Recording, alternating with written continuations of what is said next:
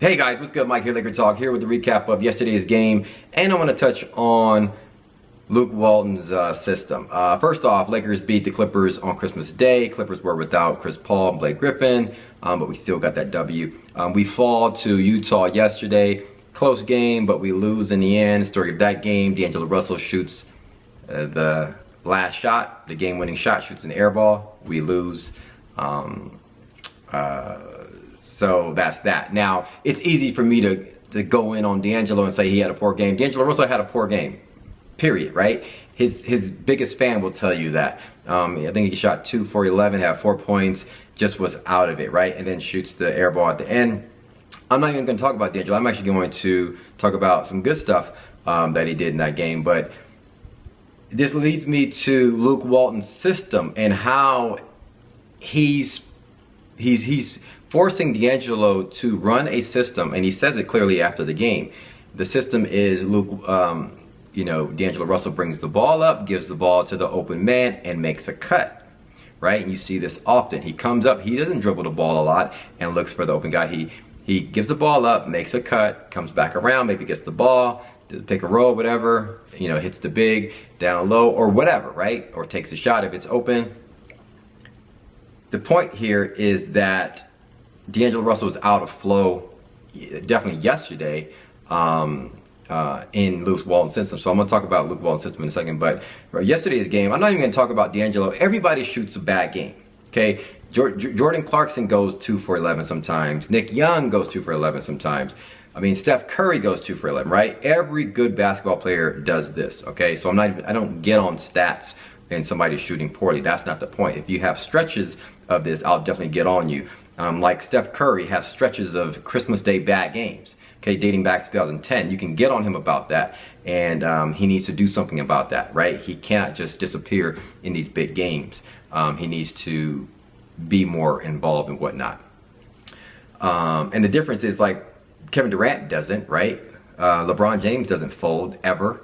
So there's something about when superstars actually have bad games often and repetitively, in certain situations, you got to get on them and say, you know what, you guys need to fix that. So I'm not getting on D'Angelo per se in yesterday's game, but if this is a stretch, obviously you get on somebody like that.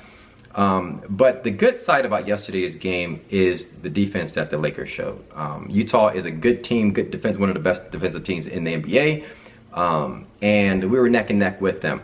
But defensively, D'Angelo was not locked in on his player. I could see it. He was locked in. He was active. He was engaged. He was moving quickly with his on his player. The Lakers team-wise defense was excellent in my opinion. They were trapping. They were closing out passing lanes. They were doing things that I haven't seen before in previous games. You can tell Luke Walton has been practicing this in practice and whatnot. So Lakers showed some good stuff. Utah just executed a little bit better down the stretch and pulled out the win. I'm not even mad at that. We have Dallas Mavericks coming in on Thursday, so that should be a win.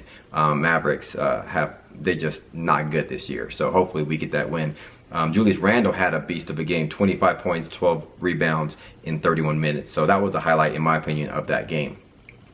But this leads me to Luke Walton's system. He has a system where you don't have true superstar players, and maybe he's running this system because we don't have these type of players. It's like our first unit goes out, our second unit comes in, and if they're not good, it's like our starters come back in, but they're out of sync, and he's giving everybody around 30 minutes a game or 28 minutes a game, and it's like our starters aren't really starters per se. We don't have, when our starters come back in, it's like I don't feel confident, and I think Laker fans too, you don't feel confident that our starters are going to kind of bump that lead back up or get that lead. It's like a lot of times our second unit is playing better, but then when our second unit's not playing good, our starters are out of sync, and it's like, you know what, Luke Walton, I don't know, you might want to switch this up a little bit. So that's my thing about, I don't know, I like Luke Walton's system, I like what he's doing, but I don't know if it's good long term. I feel we need true starters,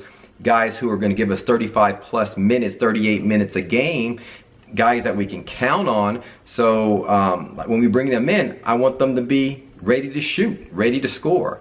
And so I don't know if it's taking the reins off of D'Angelo, letting him shoot 15 plus times a game, and things like that. But we got to do something. I don't know if this small ball type of, you know, everybody's the same type of mentality is good long term. We're going to win some games here and there, but long term, is it good? I don't know. I'm just a fan. Hit me up with your thoughts in the comments below. Let me know if Luke Walton needs to change up his system.